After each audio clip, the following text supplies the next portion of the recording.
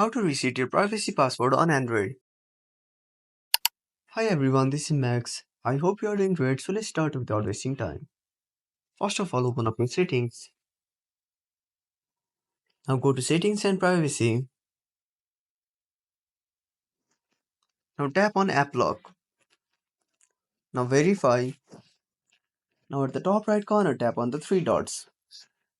Now go to settings. Now tap on privacy password. Now enter your password.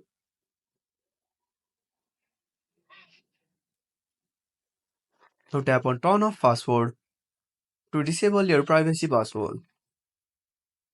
You can also change password by tapping on it. Now enter your old password and change your password. So that's it. If you found this video helpful, smash that like button and subscribe our channel for more awesome content. Have a burning question, want to suggest a topic? Drop down a comment below. This is Max signing off until next time.